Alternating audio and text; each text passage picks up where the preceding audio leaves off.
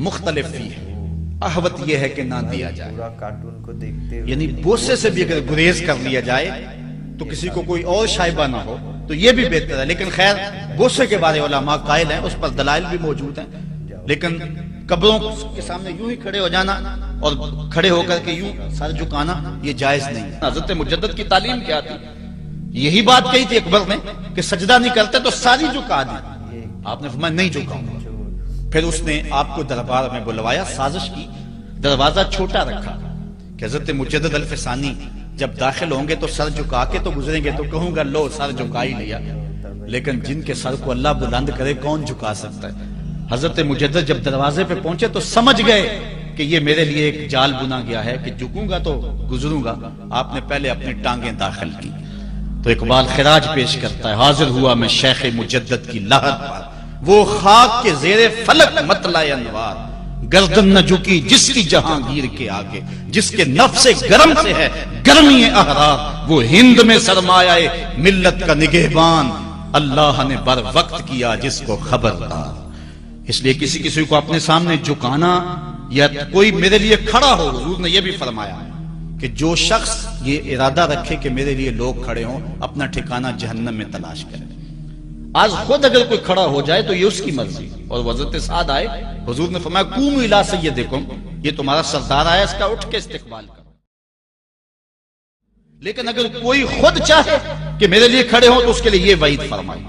اس طرح اگر تمہارے کوئی ہاتھ چوم لیتا ہے لیکن ہاتھ چومنے کے بغیر یوں گردن جھکانا یہ درست نہیں ہے، لیکن ہاتھ چومنے کے لیے تو وہ صحابہ کے عمل سے ثابت ہے. لیکن اگر کوئی چاہے کہ میرے ہاتھ چومے جائیں اور اگر جو نہیں چومتا تو اس سے ناراض ہو جاتے ہیں. میں ایک دفعہ ایک صاحب کو ملنے گیا تو ہم ہر شخص کے ہاتھوں نہیں نہ چومتے، آخر جو ہے وہ کسی کے ہاتھ چومنے ہوں تو پھر کچھ دیکھنا بھی تو ہوتا ہے، دل اسے دے دیں جو دل بر ہی نہ ہو.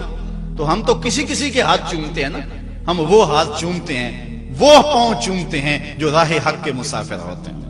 ہم ان ہاتھوں کو بوسہ دیتے ہیں اور اگر ہماری آنکھوں کی پلکوں کے ساتھ لگ جائیں تو اعزاز سمجھتے ہیں. تو خیر میں نے مصافحہ کیا تو ناراض ہو گئے، انہوں نے پکڑ کے میرے ہاتھ چوم لیے، کہنے لگے لو کیا بگڑا ہے میرا.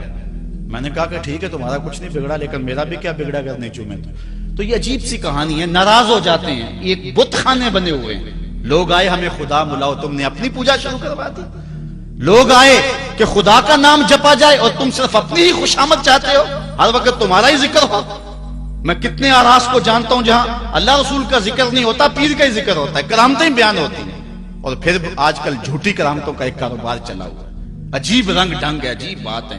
خوابیں گھڑی جا رہی ہیں، کرامتیں گھڑی جا رہی ہیں. میرے پاس بھی کئی لوگ آئے خوابیں لے کر، جی یہ ہم نے دیکھا ہے. میں نے کہا تم نے دیکھا ہوگا، میں نے نہیں دیکھا ہے. لوگ بڑے مفاد پرست ہیں، بڑے بڑے رنگوں میں آتے ہیں.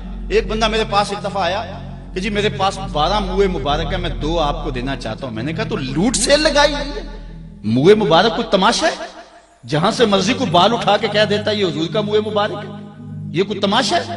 اگر کوئی ہے اور کثرت سے دنیا پر موجود ہیں وہ تو برکت والی بات ہے، لیکن آج ہر لئی میں رازدار دین شدے والی بات ہے اور ہر شخص جو مرضی دعویٰ.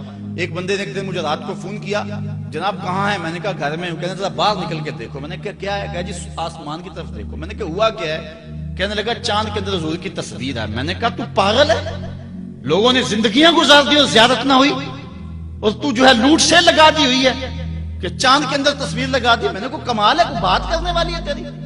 ہمارے ہاں ذوف الاعتقادی اتنی پھیل گئی ہے کہ جو بات کرے لوگ پیچھے دوڑ پڑتے ہیں. کئی ایسے واقعات ہوئے ہیں، کوئی کہتا ہے میرے گھر میں حضور کے قدم لگے ہیں، کوئی کچھ